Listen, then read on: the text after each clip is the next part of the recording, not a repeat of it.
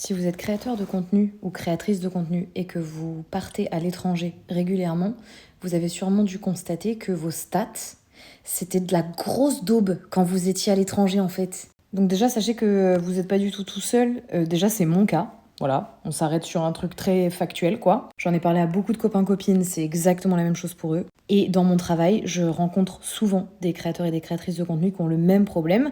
Je vais vous donner une astuce, mais vous allez me détester parce que l'astuce, c'est vraiment à chier, mais c'est ce que moi je fais. Juste pour vous faire un petit histoire passée, quoi. Background. Moi, j'avais constaté ce truc-là quand j'étais partie en Malaisie avec mon mari il y a plusieurs années. J'avais pas encore beaucoup d'abonnés sur mon compte principal, enfin, je sais pas, on était quelques milliers, quoi. Et je commençais à poster et je me rendais compte que je faisais vraiment 10 fois moins de vues. En fait, mes vues pouvaient être bloquées à 100 vues, quoi. Enfin, ça ne bougeait plus, quoi. Et ça m'avait miné le moral de ouf parce que moi, mon rêve, ça a toujours été de voyager et de vivre de mon contenu grâce au voyage. Donc ça a toujours été mon rêve, de pouvoir voyager et de... En gros, que mon contenu, que mes collaborations soient basées sur le voyage. Et finalement, ça n'a jamais fonctionné chez moi. Donc, c'est un rêve que j'ai laissé tomber. Mais c'est vrai, ça a toujours été mon rêve, quoi. Donc, quand je voyais mes stats bloqués à 100 vues, j'avoue, je pétais un plomb, quoi. Et donc, avec mon mari, on a eu la chance de pouvoir beaucoup partir en voyage ces dernières années. Et j'ai entendu tout autour de moi que c'était un problème récurrent chez les gens. Donc, quand on est parti 3 mois à l'étranger cette année, j'ai fait une méthode, mais c'est ce que je vous dis, enfin, vous allez vraiment me détester. En gros, j'ai créé un drive.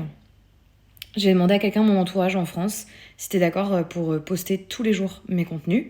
Donc c'est quelqu'un de mon équipe, c'est mon associé, donc elle a aussi un intérêt à le faire. Je vous souhaite d'avoir quelqu'un dans votre entourage de confiance avec qui vous pouvez faire ça. J'ai vraiment donné les accès à mon associé de mon compte. Et tous les jours, je faisais une vidéo, je la mettais sur le drive, elle téléchargeait la vidéo et elle postait elle-même la vidéo. Je lui écrivais la caption à côté.